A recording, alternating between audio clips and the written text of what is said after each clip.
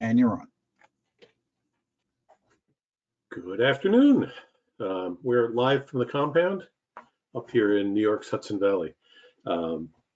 Just like last year, we're in my office, which is also my shack for now. And I just want to point out a couple of things here. Over my shoulder is a self-contained Pi terminal, 7-inch touchscreen with a Raspberry Pi 4 in it. And I know it's more relevant to my next talk, but it is running WSJT-X as we sit here and scrolling connections, which if you squint, you can probably see that a little bit. So first, I want to mention, I speak on a variety of subjects, this being one of them. I don't necessarily consider myself always to be an expert on any one of those topics. But I'll get you an answer if you ask me something I don't know the answer to. A lot of my ham radio friends, especially the OMARC people who might be in the audience today, will laugh when I say, I like to talk. That's why I'm here. But I love to speak to groups about things that I feel like teaching, because that's secondary to what I do for a living. I love teaching. So ham radio has entered an amazing age, in my opinion, with the merger of my two interests, radio and computers, which is what really drew me into ham radio about a decade ago. I couldn't be happier doing what I do here. And another little special point to my OMARC friends, I've got my red radio on camera here. All right, so let's get going. And we do have a presentation today, and I'll tell you where to find all of this information before we finish out. So let's get things going.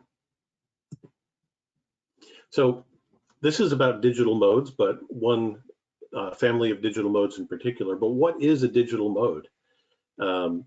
We're referring to digital text modes for the purposes of this discussion, not digital audio modes. An amateur digital mode is a mode where characters are sent by a chosen form of modulation and encoded using open code, not encrypted for security. We're not actually allowed to do that as hams. Most of these can be heard as tones, blips, musical notes, organized noise. It's a good thing to familiarize yourself with what the various digital modes sound like and even look like in a waterfall display. There's a number of websites that can help you with that. And technically, CW is a digital mode by these definitions, but we're not going to discuss that here today. So here's a list of some: CW, RTTY, PSK31, and other PSK derivatives that show up in those bands. Livia, Contestia, Domino, Hellschreiber, or usually nicknamed just as Hell, Packet, MT63, the JT and FT modes, which we'll get into, Whisper, which isn't a QSO mode, but still a digital mode, and Pictures, WeatherFax mode, and Slow Scan TV.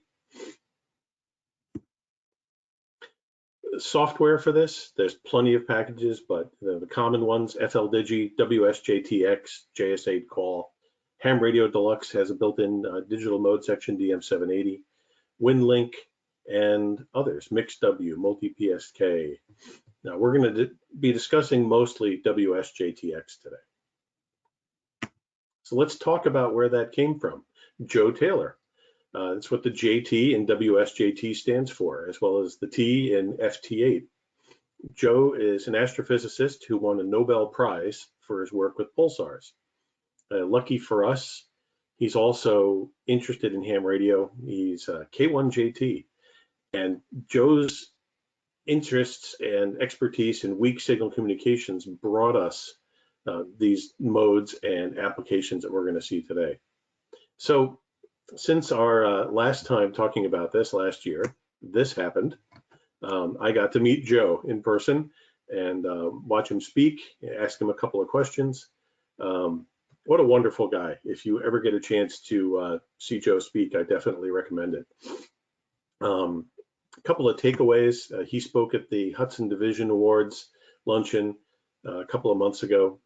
He talked about his original vision was being able to leverage computer power to aid in the encoding and decoding of low power digital communications. One of the most common modes that he was involved in was moon bounce, or EME. He talked a bit about where it all began, and that's what he was looking for, was to leverage computer power, and with the help of some really brilliant developers that helped him keep this going, this is where we ended up with WSJT-X.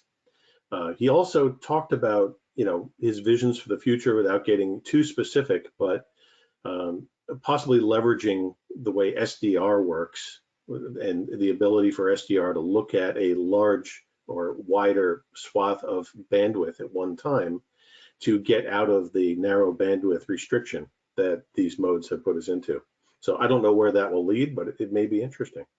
And yes, if you have a chance, please see him speak. So WSJT-X, weak signal communications, moon bounce, meteor scatter, propagation reporting, which is WSPR, and digital QSOs, which was really unintentional at first, except for the weak signal, things like EME and meteor scatter. It was never really intended to be used on the HF bands for things like that, other than things like that. So these modes, JT9, JT65, FT8, FT4, and then WSPR, which we have a brief discussion of today. We could do a whole session on WSPR. Interfacing. So to make all of this work, you have to attach a computer to a radio. And you need two things to really make that work, although the first one, cat control, you can operate without that feature and manually change the settings on your radio as you change bands and frequencies. But this is usually how we do it. So the two connections are, one, for cat control, and two-way audio. You need to decode what you're receiving and encode what you're transmitting. Older rigs will require usually a serial to USB interface of some sort to get the cat control part working, and audio connections. Usually the receiver is just putting out its audio and taking audio into its input. A lot of newer rigs, the extremely popular IC7300 is a good example, have a single connection for all of this. So you plug that radio in and it's going to give you both a sound card and a serial to USB interface.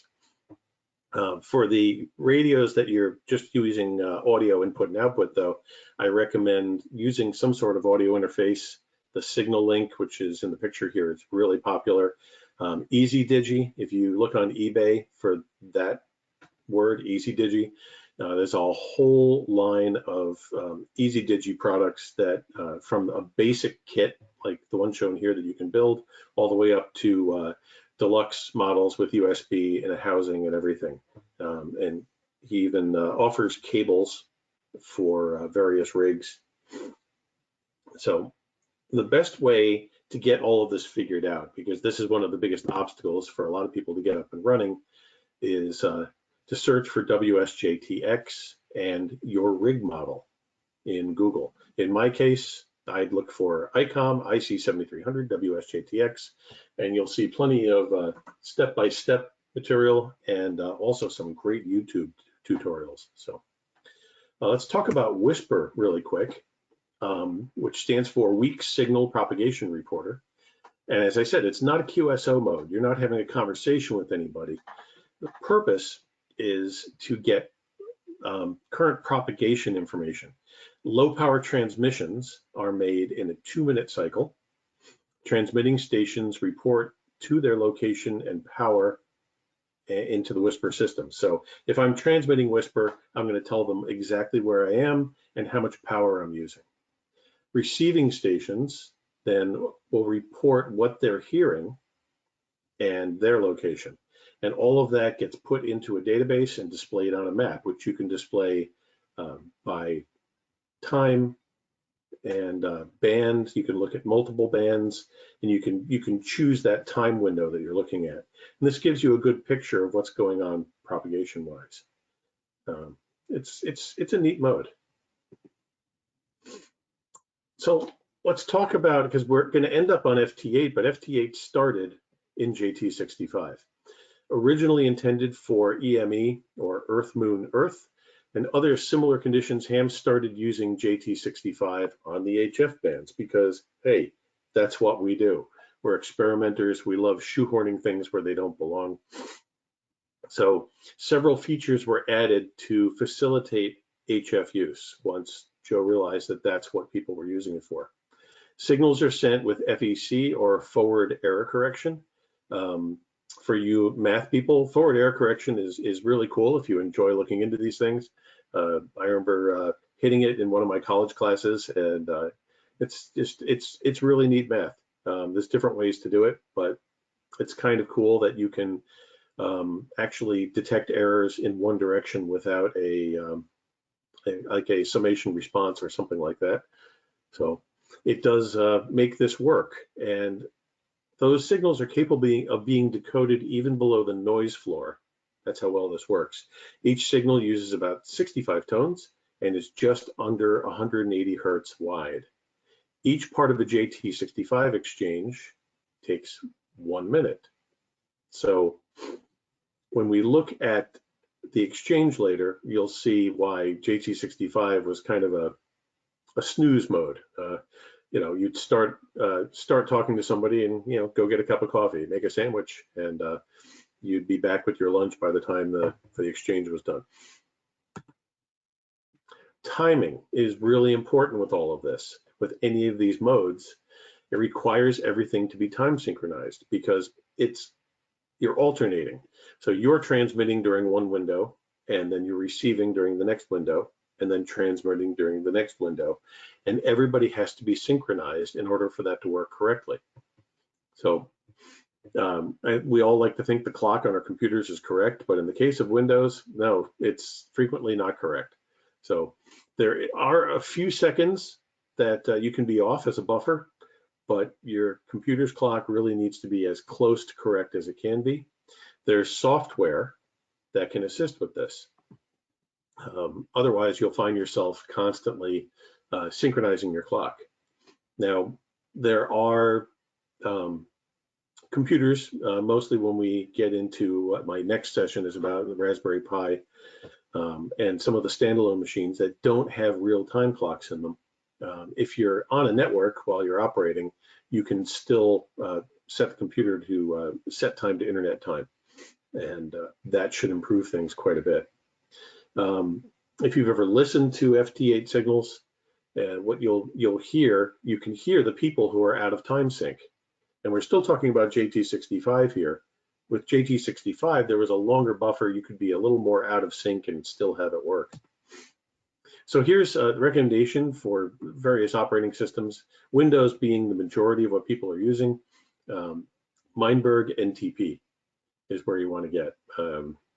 There's instructions for setting it up at the WSJT-X site, and also instructions on Meinberg's site itself. The software is free, and it'll keep your clock synchronized, and it's not intrusive software. It's not constantly popping up and letting you know it's there. On Mac OS, you can change your time sync settings in system preferences, and you can change the time server that you're talking to in case the one that's set isn't responding well, and you can change how often it syncs. In Linux, out of the box, most distros are probably fine. But if not, as I always say, one of my favorite expressions in computing, Google is your friend, and you should be able to find the commands involved to change your update interval or change your time server. So here's a typical exchange. First, people are calling CQ, and here K1 ABC is calling CQ and giving us a grid square. Then K1 ABC is G0 XYZ in grid square IO91 answers. So then K1 ABC acknowledges and sends a signal report of -19. And then G0 XYZ says, I received, and your signal report is -22. K1 ABC sends RRR, stating that he has received and completes that part of the exchange, and G0XYZ says 73. And that is the end of the exchange. So as I said, with JT65, we're looking at 6 minutes here for a QSO. And it was intriguing a lot of people to operate this mode because you get some really crazy DX with not a lot of power, especially with its ability to decode below the noise floor. So that's what made this so attractive to a lot of hams.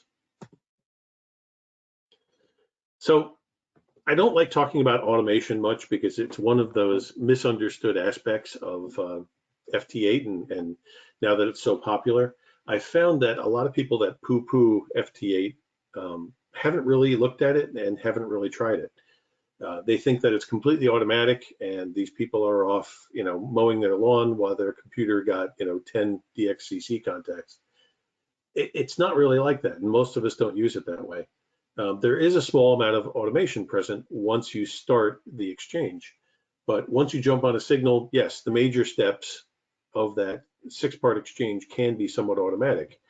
If you're calling CQ first, that process can be even a little more automatic until someone responds. But yes, it's possible to automate it beyond that, and there are ways to do that. I don't find that enjoyable, but I also don't poo-poo the people who are doing it because there's a certain amount of expertise involved in just getting it to function. But I don't really discuss any more than the built-in automation, and don't do it myself. So, but I have found that a lot of the people who will say that they don't like FT8 haven't really used it because there is definitely a certain amount of skill involved in it.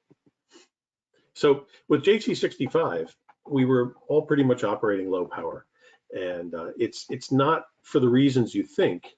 It's more about duty cycle. Think about the fact that you're running your transmitter flat out at whatever power setting you've set for about 50 seconds. That's about how long you're transmitting during the 60-second window. That's not good for a lot of transmitters. So we're really dialing back the power more for that sake. FT8 fixes this because now that transmit window is actually about 12 seconds, and you're not dealing with, as I say here, the boredom of that 6 times 60-second exchange. So FT8 was developed jointly by Joe Taylor and Stephen Frank.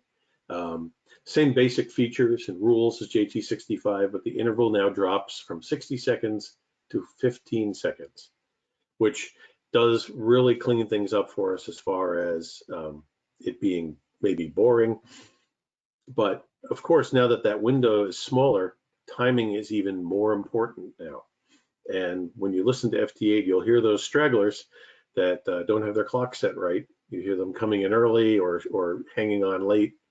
A second or two is still going to get you decodes and get you heard, but maybe not as well. But yeah, I mean, if you're 5 or 10 seconds off, it's not going to work.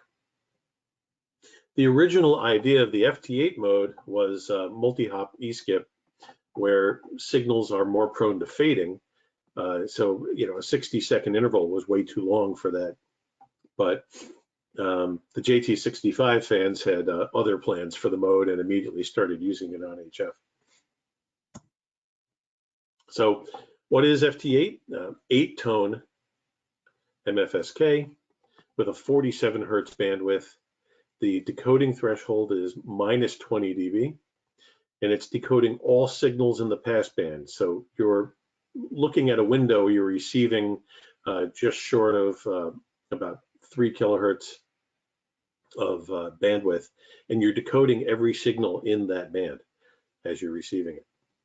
And now it's all about speed, because now we can sit here and actually use some skill to try to catch these stations. And it does become kind of like a video game, because as you get into this, there's stations you're looking to get, there's countries you're looking to get, there's counties you're looking to get, there's islands and all sorts of entities, and you're trying to catch them before somebody else does. It's kind of like fishing in a way. And as I always tell people, you know, if you could go someplace where you could catch any fish you wanted to just by thinking about it and casting your line, it would be cool for about a day, but it would get really old really quick.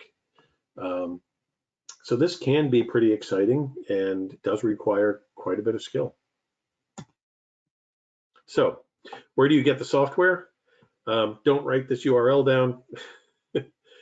They've never really opted for like a nice site like WSJT-X.org or anything like that, but it's still hosted at Princeton. Just Google WSJT-X and the site will come up. That's the easiest way to find it. Versions do change regularly. They're always working on this. And even though you can go sometimes 2 or 3 versions without a huge issue, you really want to keep in tune with what they're changing. One of the reasons is that every now and then they're going to make a change that will leave you incompatible with the newer version that's come out. And that's happened a couple of times. So you do want to keep yourself up to date. So check versions frequently and learn how to do a proper upgrade. And they even show you, there's directions that show you how you can preserve an old version if you're not ready to fully commit to a new one. On Windows, we still have both 32 and 64-bit versions, and it'll run all the way back to XP in 32-bit mode. I haven't tried it on Windows 11 yet, but I do have a Windows 11 machine here, so that'll happen pretty soon. Linux, there are official builds for all of the Debian-based distros, which gives you installs for Mint and Ubuntu, Linux Lite, a bunch of other distributions that are built that way. Red Hat-based distributions, Red Hat, CentOS, Fedora, can use the RPM distribution. There is also one for Raspberry Pi OS, formerly called Raspbian. And if you have something that's not one of these, you can build source and install still. There's no problem doing that. The repositories are kept pretty much up to date. So when a new version comes out, it's pretty easy to upgrade. On Mac OS, and now this has changed. It's 10.13 and later. I believe last year when I did this, it was a much lower version number. So you have to have at least 10.13. And please read the README file, because you can't just install WSJT-X on your Mac and have it work. There are some environment variables that have to be changed and an extra file that has to be dropped. And that's all in the README. It tells you what to do. It does make things a little more complex. And if you're uncomfortable operating in the Mac terminal or doing any of that, you can ask your friendly neighborhood Mac OS specialists for assistance. This year I've added a list of what's changed since my last talk. There's a new mode, Q65, for EME and other weak modes, weak scatter modes on VHF and UHF. We have improved hamlib, which is the cat library for rig control. What they've done is they've moved the hamlib data out of the program itself, the executable, and into a separate DLL file, at least in Windows. I haven't looked at if there's an equivalent that they've done with maybe a library file in Mac or Linux, but it's definitely been pushed off into a DLL in Windows. And this allows for upgrades and bug fixes related to cat control without having to touch the program code itself. So you can swap out a DLL file instead of having to completely reinstall. Whisper, if you're dealing with band hopping, running Whisper, either with a regular rig or something like the QRP Labs Ultimate QRSS box from Hans Summers, you can set it to generate a tone when it first changes bands for tuning. If you have an auto tuner on there, so that it kicks in the auto tuner and gets you tuned up on the band every time you change. And there's always bug fixes and UI improvements constantly happening. I'm going to breeze through the setup screens real quick here because, I'm not going to sit and point out every single checkbox and field in these, but on the general page, there's a lot of basic options for the software itself. And I'll point out a couple of things, like double click on a call sets to transmit enable. So that's when you're trying to, like I said, trying to catch these signals as they come up, and you double click on someone calling CQ that you want to have a QSO with, it will automatically set you into transmit mode. You can turn off the multiple pass decode if you have a slower system or you're having issues just with speed. All sorts of things here. You can enable the VHF UHF features if you like to do that. Blank line between decoding periods is nice. Display distance in miles. A lot of little things going on here. Here's the rig control page. You choose your rig, all of the serial parameters, whether you're doing push to talk over cat control, Vox based, which for some of these little kits that I'm going to look at the end of this, you need that, or over serial, DTR, RTS. We don't see that as much anymore, but it's still out there. But these are your basic cat control settings. And I will mention one thing that I don't have a slide for, but especially in Linux and Mac OS, if you're having trouble getting this to work, I have found FLRig, which is a little rig control app that can come from the same people that write FLDigi. FLRig is always more forgiving for me. So if you try FLRig and can get it to work controlling your rig, then leave that running and you can choose as the rig here, FLRig, and FLRig will act as a go-between, like a translator between this app and your rig. It does work, and it sometimes does make things easier, and also because it seems to be more forgiving as it's trying to make things work and give you a little more feedback when things go wrong. Sometimes once you do get it right, you can try to get those parameters back here into WSJT-X. Audio settings, two-way audio. So you need an input and an output. Make sure you choose the right sound card. And the manual for your rig or for your signal link or whatever interface you're using here will tell you what you should be looking for. In Linux, this can get a little complicated and sometimes require a little trial and error, but you should be able to figure it out. And once again, Google is your friend.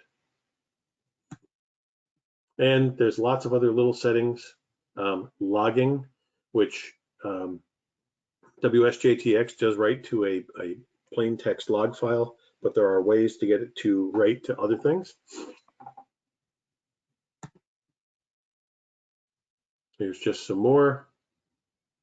You can override the built-in frequency choices. So if something changes suddenly, there is a new frequency added for one of the modes, you can change that here. You can customize the color coding, although the out-of-the-box codes are pretty good. So here is what the main window looks like once you get it up and running. And on the next slide, I have some more definitions of that. This window has changed a little bit over the years. So on the left, this is showing everything that WSJT-X is receiving in the passband for the mode that we've selected. So you'll see every signal in that range come up here.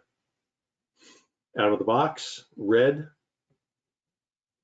is someone you're currently talking to in this setup. I believe in the newer ones, red is actually the people calling CQ. So once again, the colors change, but you can customize that. In this particular setup here, it's showing my conversation, and that's not me. I took this as a stock image. The current conversation here is in red, and the people calling CQ are here. Excuse me for not telling you if that's yellow or green, because As also some of the locals and people I've worked with in my kit building sessions know, yes, I'm colorblind. As long as there's contrast, it works. Here's some new stuff that's come up in the newer versions. You can see the dark mode here. I think this has to be launched from the command line. So you have to, for now, update the shortcut to add a couple of commands to launch it in what they're calling dark style. This is a great feature that was added, the CQ only checkbox. Sometimes, especially when you're dealing with contests or just really busy FT8 nights on some of the busy bands, you're going to get so many signals scrolling by that the CQs will scroll out of view quickly, and you find yourself constantly scrolling up and down. If you put a check in the CQ only box, you're only going to see people calling CQ. We've also added the hold TX frequency checkbox. This allows you to hold your transmit frequency when you click on stations to communicate with. And I can't get into too much depth here because we just don't have the time, but some of the guides that are out there, which I'll give you a link to, will explain a lot more about this, and also some of the other little intricacies that we'll hit. This also launches with WSJT-X when you launch it in a separate window. They call it the wide graph. It's a waterfall display. And you can see, I'm not looking at the full range here. This should go up to about 3,000, but just for purposes of being able to see the signals in the slide here, you can see, like on this frequency, there's a transmission in every other time slot. And that's all you're seeing on this one. Same over here. And these are people communicating. You may not see the other person that they're talking to if they're on the same frequency. But this is what it looks like. And you can change a lot of aspects of this window itself. I find myself not staring at it all the time. I don't keep it up, but I bring it up when I'm curious what's going on a band, particularly if I'm going to call CQ, trying to find a place on the band that I want to transmit without interfering with too many people. So you can click on the waterfall. It's going to change your receive frequency. If you control click, it changes your transmit frequency as well.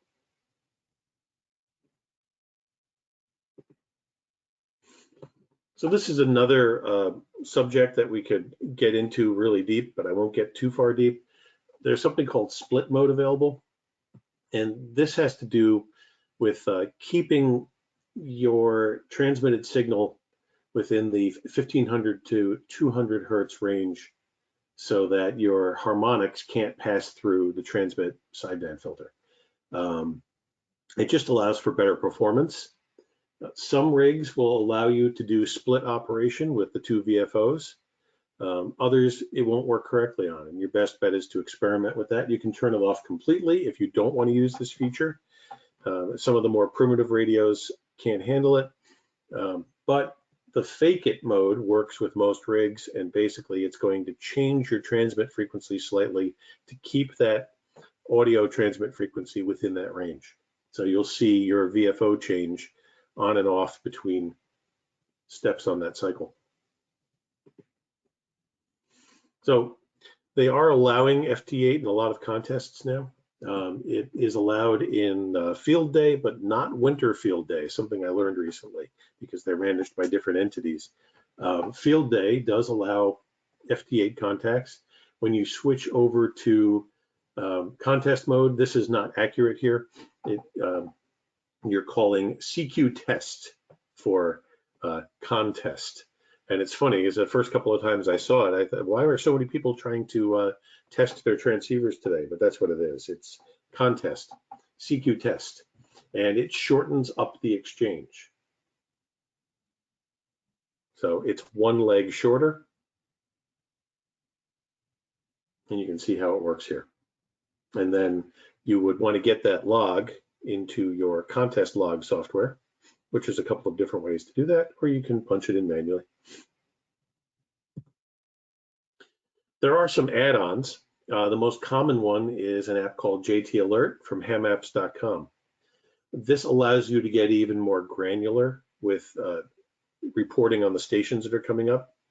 If you're trying for some sort of award or contest based on your FT8 work, you can set this up so it'll light up and even give you an audio alert if somebody from, let's say here, Kazakhstan, and you need that country, or a particular band and a particular country, whatever it is you're looking for, you can get very granular with it.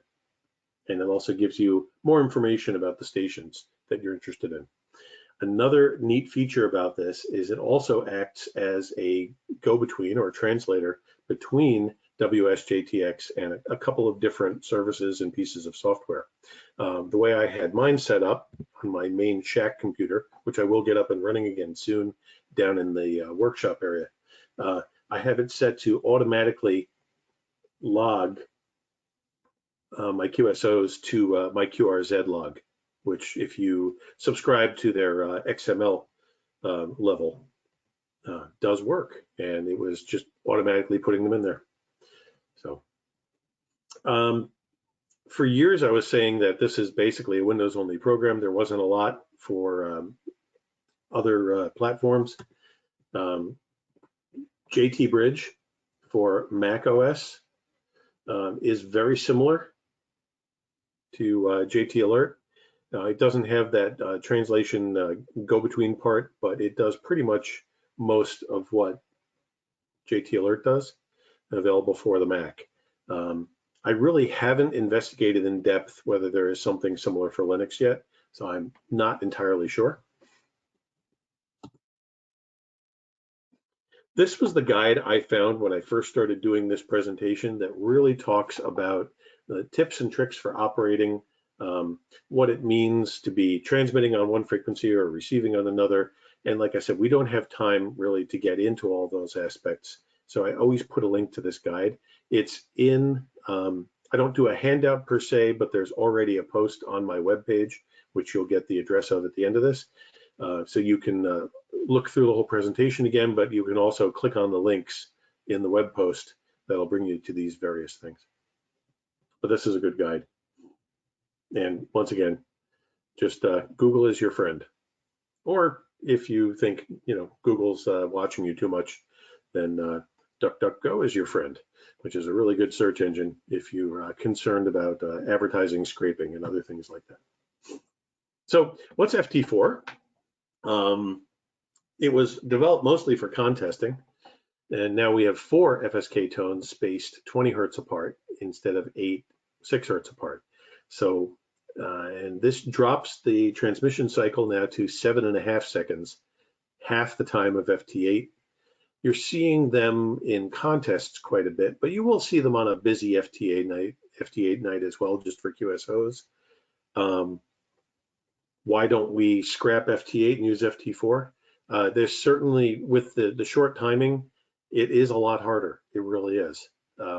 And if you try it, you'll notice that it's difficult, to really get into the next QSO after the first one ends.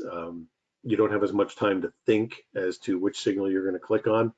And it's also not quite as reliable at low levels and in noise situations. It doesn't work quite as well. So it's mostly just for time during contests to try to get as many QSOs as you possibly can in the shortest amount of time. So what's JS8 call? So this was a mode based on FT8 from Jordan Shearer, which is where JS comes from. He designed MSK8, JS8, originally known as FT8 call. At Joe Taylor's request, he changed the name to JS8 call, applying a conversational mode to FT8, which is one of the criticisms about FT8 is you're not having a conversation, you're just basically, verifying contact with somebody. With JS8 call, you can actually talk to somebody else. So you can talk to people between 5 and 15 words per minute. not as fast as a PSK mode, but it does work and allows you to have a conversation with somebody that you'd never be able to communicate with signal conditions over voice or even PSK at times.